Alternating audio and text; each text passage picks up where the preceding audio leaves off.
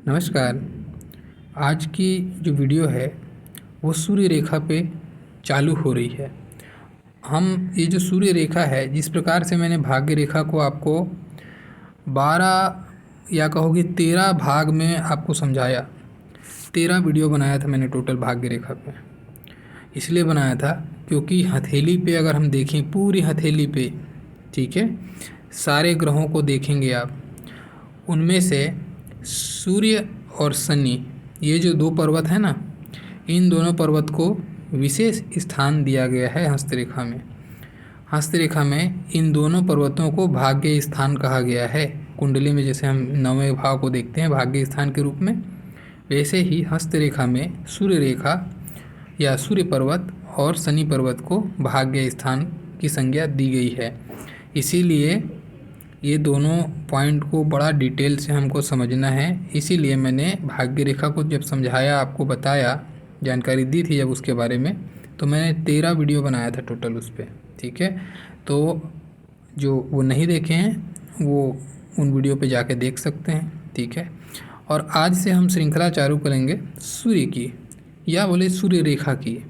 वैसे तो सूर्य पर्वत के बारे में इंडिविजुअल मैंने बनाया ही है वीडियो।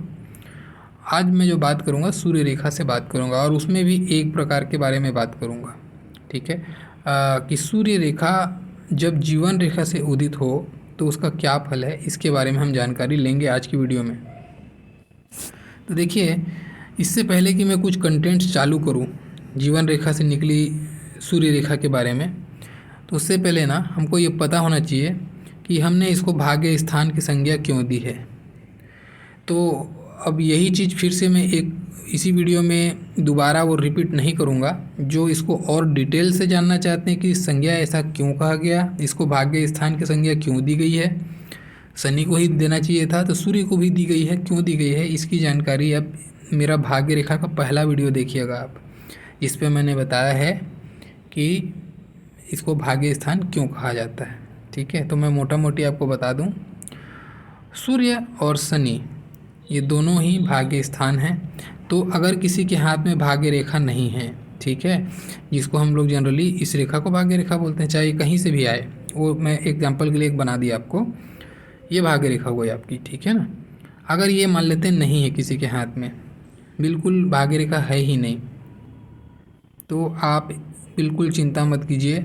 अगर आपके हाथ में सूर्य रेखा है, चाहे सूर्य रेखा इतनी लंबी है कि छोटी, वो मैटर नहीं करता, सूर्य रेखा अगर है तो ये भी आपकी भाग्य की ही रेखा है, इसमें आपको कोई दो मत का बात नहीं है, ठीक है।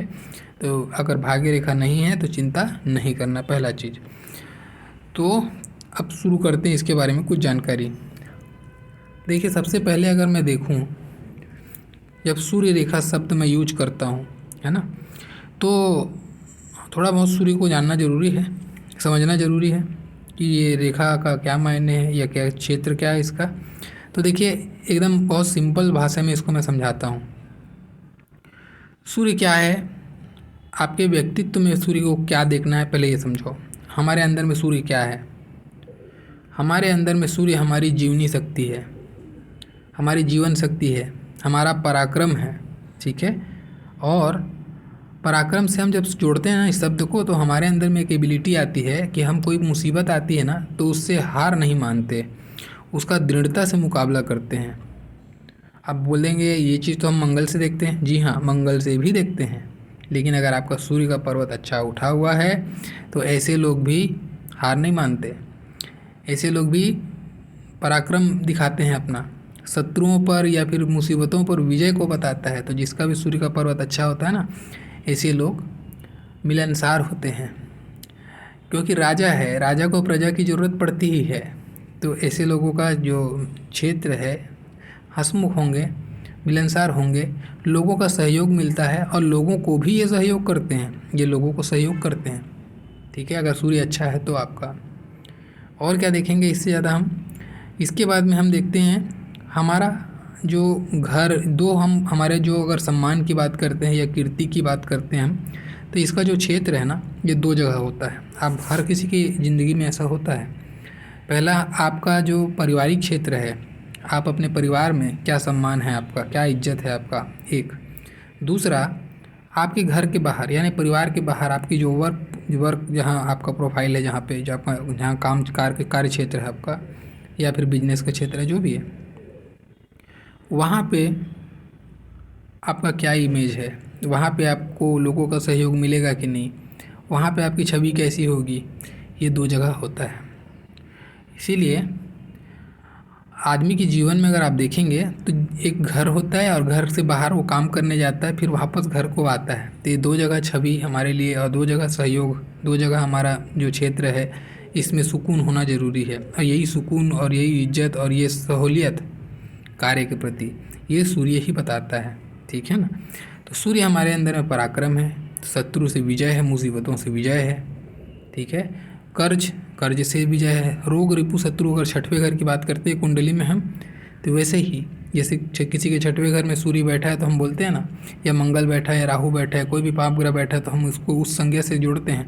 वैसे ही आपका सूर्य भी यहाँ पे है, तो सूर्य को भी उसी एंगल से आपको देखना है आपके व्यक्तित्व के अंदर में।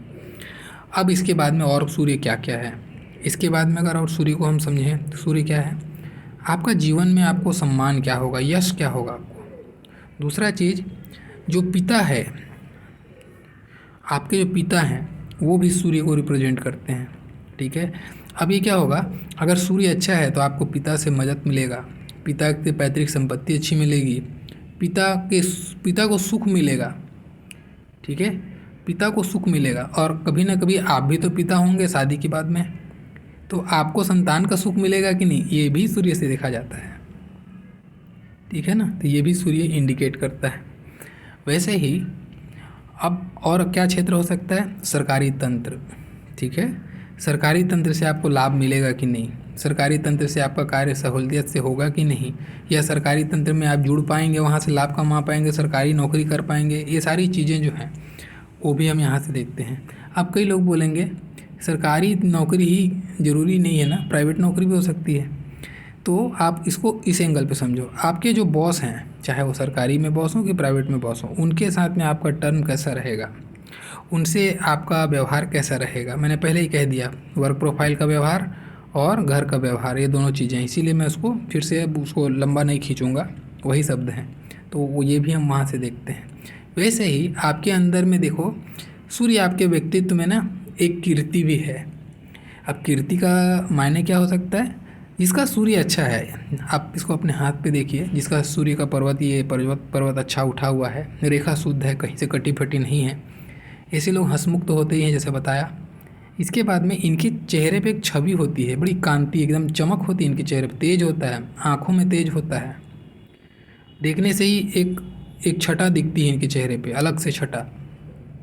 तो सूर्य जो है ना आपको थोड़ा सा सुंदरता भी देता है, आकर्षक छवि देता है आपको सूर्य, जिसका सूर्य अच्छा होगा। इसीलिए न्यूमरोलॉजी में जो अंक ज्योतिष है उसमें एक अंक को बड़ा महत्व दिया गया है, सूर्य को रिप्रेजेंट करता है 1 नंबर। और उसके कारण से भी आप देखेंगे वहाँ पे भी बोलते हैं 1 अंक में जो जन्मा व्यक्ति है बड़ा सुंदर होता है, आकर्षक होता है, चटक रंगों को ज़्यादा पसंद करता है। ऐसी जो चीज़ें हैं सब इससे जोड़ा जाता है, वो इसीलिए जोड़ा जाता है क्योंकि ये तो सारे जो ब्रांच हैं ज्योतिष के, चाहे कुंडली जाओ कि न्यूमरल जाओ, लेकिन रिजल्ट तो एक ही आना है। तो यहाँ से आपको व्यक्तित्व में वो भी असर आता है।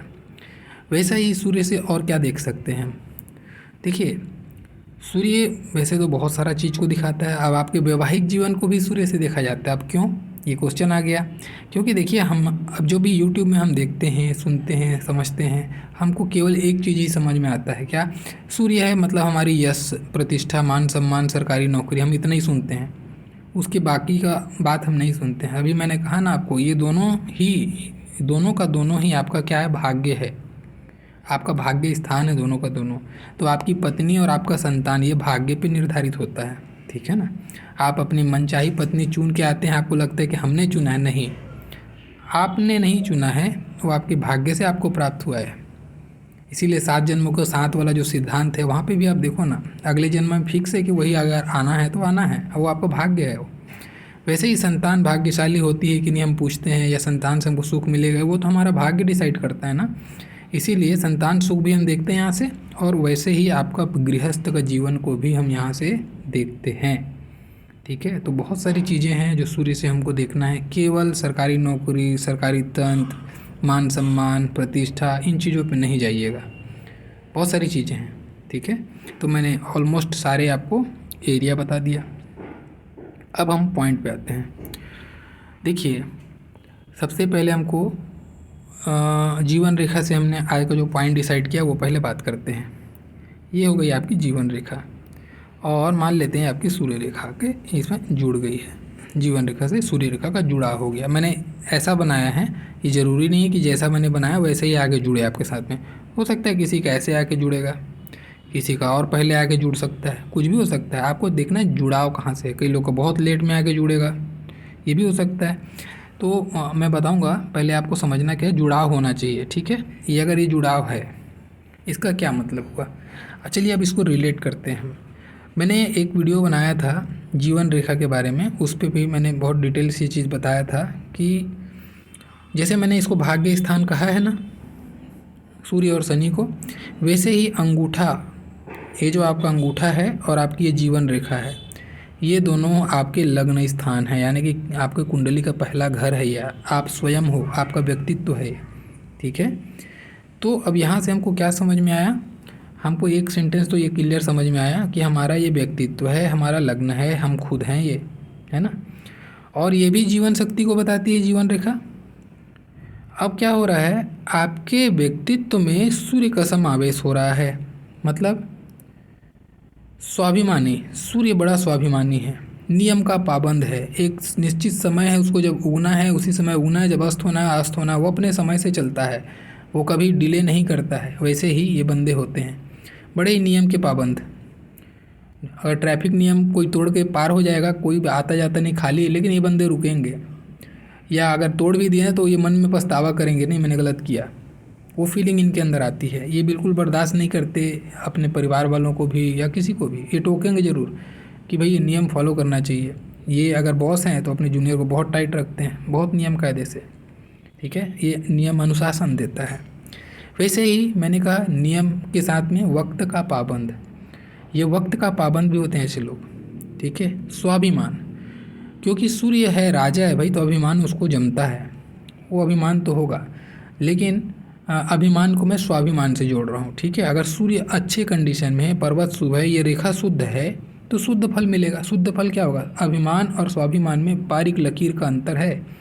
ये लकीर अगर लहरा के आ रही है, कोई द्वीप है, कोई टूट टूट के आ रही है, फीकी आ रही है, तो हो सकता है अभिमान होगा। लेकिन अगर वो सही तरीके से आ रही है तो वो स्वाभिमान को बताती है। तो ऐसे लोग बड़े स्वाभिमानी होते हैं, खुददार होते हैं। और अब देखो इसका ज्वाइंट देखते हैं, ठीक है। तो सूर्य का गुण इसमें किस में समाहित हो रहा है, आपके व्यक्तित्व में। तो व्यक्तित्व में क्या दिखेगा, दिखने में सुंदर होंगे, ठीक है। नियम के पाबंद, वक्त के पाबंद, ये तो होंगे ही होंगे। और इनको अब दिखावा पसंद नहीं होगा, पहला चीज़ ना मैं बता रहा हूँ इनको, क्योंकि राजा है वो, राजा को खुद बताने की ज़रूरत नहीं है कि मैं राजा हूँ। तो ऐसे लोग दिखावे के पीछे नहीं भागते, लेकिन लोग इनके दिखावे को फॉलो करते हैं, समझे बात। मतलब ये है कि ये दिखते ही ऐसे हैं, इनका जो रहन सहन है वो इस स्टैंडर्ड का रहता ही है कि लोगों को लगता है कि दिखावा कर रहा है या फिर बड़ा बेहतरीन तरीके से रह रहा है, वो दूसरे फील करेंगे।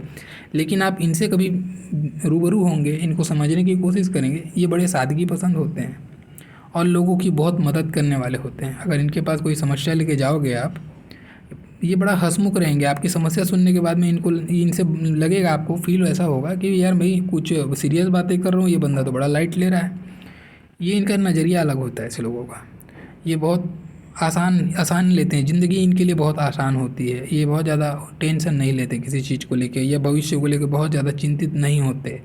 ये अपने पराक्रम पे बिलीव करते हैं। इनको हमेशा लगता है कि परिस्थितियाँ अगर ऐसी विकट आ चुकी हैं तो मैं चाहूँ तो इसको बदल सकता हूँ, और ये बदल लेते भी हैं, ठीक है। ये बदल लेते भी हैं, बड़े पराक्रमी होते हैं।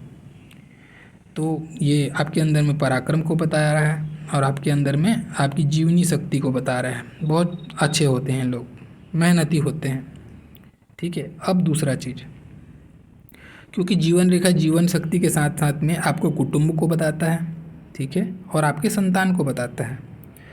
इसका मतलब संतान का भरपूर सहयोग, या फिर बोलो कि ऐसे लोगों की संतान बड़ी तेजस्वी संतान का पूर्ण सुख इनको मिलता है और ऐसे ही अपने पिता को भी पूर्ण सुख देते हैं, यानी कि एक अच्छे बेटे और एक अच्छे पिता होने का सुख इनको मिलता है। ठीक है, और सुनिए, इसके बाद में कुटुंब से सहयोग क्या हो सकता है। कुटुंब से सहयोग का मतलब, अब अगर आपका मंगल का क्षेत्र भी अच्छा है, इस कनेक्शन में मंगल का क्षेत्र अच्छा है आपका, और मंगल से कोई रेखा निकल के इसको टच कर रही है सूर्य रेखा को, अगर ऐसी स्थिति है, या मंगल रेखा ही बहुत सुंदर कंडीशन में चल रही है, तो ऐसे लोगों को भाई बहन का बहुत सहयोग मिलता है। भाई बहनों का जीवन में ऐसा समय बनता है कि उनके कारण से इनको सपोर्ट मिलता है। कोई भी परिस्थितियों में इनका हमेशा आगे रहते हैं भाई बहन इसके, या ये आगे रहते हैं अपने भाई बहन के लिए, इसको भी बताता है। और अगर जुड़ रही है जाके मंगल से या मंगल रेखा से कोई रेखा जाके सूर्य रेखा को जुड़ रही है तो बहुत अच्छा स्थिति है। फिर ऐसे लोगों को अपने भाइयों से मस्त सहयोग मिलता है जीवन में आगे बढ़ने का, इसलिए इस स्थिति को भी बताती है। ठीक है, तो जीवन रेखा से जब भी सूर्य रेखा का जुड़ाव होगा, ये आपको बहुत अच्छी सफलता देती है। अब इसमें कुछ बिंदु हैं, कुछ एक्सेप्शनल ऐसे पॉइंट हैं जिसको समझना है। अब हम देख क्या रहे हैं, अब एक यहाँ पे जुड़ा हो सकता है, ये ऐसा करके जाके भी जुड़ सकता है ना। इसका मतलब क्या होगा, इसका मतलब ये होगा कि हमको जीवन रेखा की आयु गणना करनी आनी चाहिए।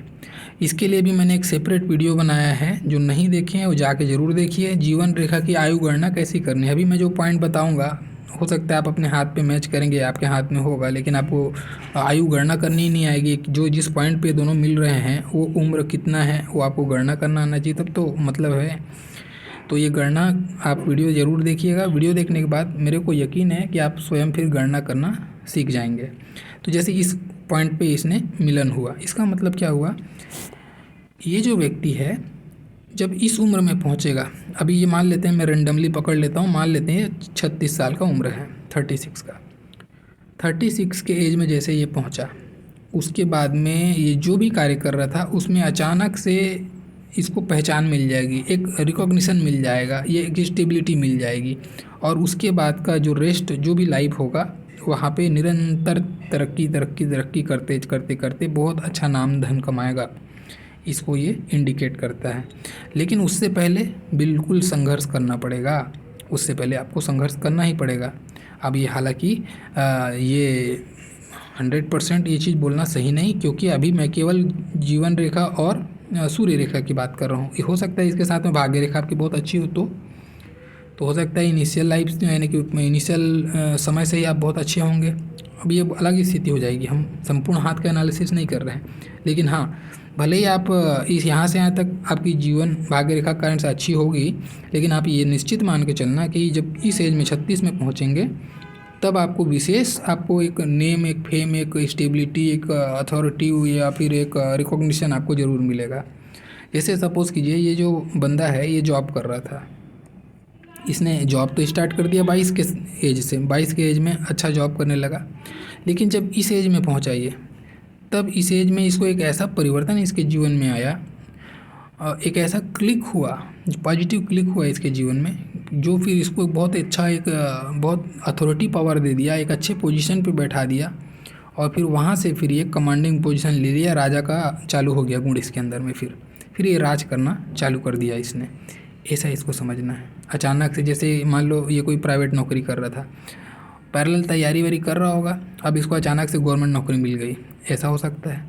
या फिर ये प्राइवेट नौकरी ही कर रहा था, अचानक से कोई ऐसी कंपनी में इसका जॉब स्विच हो गया वहाँ पे, फिर उसके बाद में उसका जीवन पूरा बदल गया, बहुत पॉजिटिव हो गया, बहुत आराम हो गया, बहुत नेम फेम मिलने लग गया, धन दौलत मिलने लगी, भाग्य बदल गया। ऐसी स्थितियाँ हो सकती हैं, बहुत अच्छी स्थिति है। ये जितना देर में जाके ज्वाइंट होगा उतना थोड़ा आपको विलम्ब कराएगा वो सफलता अर्जित करने में, लेकिन जो भी सफलता अर्जित होगी वो बहुत बड़ी सफलता अर्जित होगी, बहुत अच्छा खासा नाम आपको जीवन में मिलेगा। ठीक है, अब कुछ बातें मैंने ऊपर में ऑलरेडी वर्णित की हैं आपको ना, तो देखो मैं बता देता हूँ। सूर्य की रेखा आपकी छोटी हो या लंबी हो, इस चीज़ को आपको नहीं देखना है, आपको केवल अभी जो कॉन्सेप्ट है उसको समझना है। अगर ये सूर्य रेखा नीचे से, बहुत लोगों की ऐसी होती है। अब कई लोग इसको देखिए अलग अलग एंगल से अलग अलग लोग इसको फल का वर्णन करते हैं, लेकिन मेरा जो ज्ञान है उसके हिसाब से मैं आपको बताता हूँ। अगर ये आपको ये लंबी है छोटी है उस पर नहीं जाना है, मैंने अभी ऐसा रेंडमली बना दिया है, कितना भी लंबाई मैंने लिया है, अब फल तो वही रहेगा चाहे कितना भी लंबा हो, ठीक है। आप उसको फल को समझो। अगर ऐसी रेखा है जो दो भाग में बट रही है, चूँकि अभी मैंने ये मेरे को बाद में बताना चाहिए था, अब ये शब्द मैंने ऑलरेडी आपको वर्णन किया, इसलिए मैं एक लाइन बोलते ख़त्म करूँगा। अगर ऐसी रेखा है कि नीचे से दो भाग हो रही, इसका मतलब क्या है, सूर्य रेखा का जो निचला हिस्सा होता है ना, ये बताता है आपके परिवार का। मैंने कहा ना, दो इज्जत होता है इंसान का, दो जगह फेम होता है आदमी को, एक घर में एक बाहर में, है ना, दो चेहरे होते हैं हर इंसान के। तो बस अंदर में, अब ये कोई स्त्री है, हाउसवाइफ है, तो बस अपने अपने घर पे समझिए, और एक बाहर पे छवि देखिए। अब आपका बाहर क्या होगा, आपका बाहर आपका सोशल हो सकता है, एक सामाजिक दृष्टिकोण से हो सकता है, और एक हो सकता है आपके खुद का घर के अंदर का, एक छत के अंदर की स्थिति, एक परिवार की सास ससुर वाली स्थिति, और एक होगी बाहर में जो लोगों को दिखता है और जो लोगों को नहीं दिखता है, ऐसे समझना है उसको। अगर यहाँ पे है, अब ऐसे लोगों को अपनी पारिवारिक जवाबदारियाँ, इनके ऐसे लोगों को ना पारिवारिक जवाबदारियाँ बहुत जल्दी आ जाती हैं। एक केस तो ऐसा होता है जिसके कारण से ये इनका जो हुनर, सूर्य क्या है, आपका हुनर भी है, एक शब्द में मिस कर रहा था, आपके अंदर का टैलेंट भी है सूर्य, ठीक है ना। तो हुनर होने के बावजूद भी ये सफलता नहीं प्राप्त कर पाते। क्यों? क्योंकि इनको पारिवारिक जवाबदारियाँ निभानी पड़ जाती हैं, जिसके कारण से हो सकता है ये बहुत ज़्यादा कैपेबल हो, लेकिन वो अपनी पूरी कैपेसिटी या पूरा टैलेंट का इस्तेमाल नहीं कर पाता, परिस्थितियाँ ऐसी रोक लेती हैं उसको। तो पारिवारिक जवाबदारियाँ एक हो सकता है। दूसरा, ऐसे लोगों के परिवार में टांग खींचने वाले व्यक्ति इनको मिलते ही मिलते हैं। आप परिवार के लिए जान दे दो, लेकिन फिर भी परिवार हमेशा असंतोष फील करेगा आपसे, उनको लगेगा बहुत अपेक्षाएं करने लगेंगे आपसे, इतनी अपेक्षाएं कि जो कभी पूर्ण नहीं हो सकती। ऐसा स्थिति को भी ये बताता है, ठीक है। तो एक प्रकार से घरेलू कलह या फिर घरेलू परेशानियाँ या फिर घरेलू जवाबदारियाँ, ये तीनों चीज़ें हो सकती हैं ऐसे लोगों के साथ में। अब ऊपर में अगर दो फाड़ है, ठीक है, ऊपर में अगर दो फाड़ है, इसका क्या मतलब है, इसका मतलब आपका जो बाहर वाला जो क्षेत्र है, बाहर वाला परिवार है, बाहर वाला परिवार मतलब आपका कार्य क्षेत्र, आपका नौकरी जॉब व्यवसाय जो भी हो सकता है, वहाँ पे आपके जो परिवार है, यानी कि आपका जो बॉस है, आपके कलीग्स हैं, ठीक है, आपका जो बिजनेस पार्टनर है, आपके जो बिजनेस के साथ में जो आपका जो भी वर्कर हैं या फिर जो भी हैं, उनका आपके प्रति रवैया बड़ा दुखद रहेगा। हमेशा आपको आगे बढ़ने से रोकेंगे, उनके कारण से पीछे रह जाएंगे। कोई ना कोई शत्रु आपके जीवन में, आप ऐसे लोगों को शत्रु खोजना नहीं पड़ता है ना, इनको शत्रु ऑटोमेटिक मिलता है ऐसे अगर स्थिति है तो। अगर ये ऊपर वाली स्थिति है, ऊपर पे ऐसे दो पड़ है, कार्य क्षेत्र में बाधा ऐसे लोगों को मिलना ही मिलना है, अपने कलीग से, अपने बॉस से, कोई ना कोई से। ये कितना लाख कोशिश कर लें, अपना व्यवहार उनसे अच्छा, चापलूसी से जैसा भी करके कोशिश कर लें, वो नहीं सुधरने वाला है। वो इनसे हमेशा एंटी होना ही होना है। बॉस इनके फेवर में बात करेगा ही नहीं, हमेशा मदद करे चाहे ना करे, इनका नुकसान ज़रूर करेगा बॉस, भले ही कितना अच्छा बिहेवियर उससे रख लें। ऐसी स्थिति है ये। तो ये बाहर के परिवार वाले टांग खींचते हैं, यहाँ पे अंदर वाले परिवार वाले टांग खींचते हैं। अब मान लीजिए दोनों बन गया, अब सोचिए क्या स्थिति है।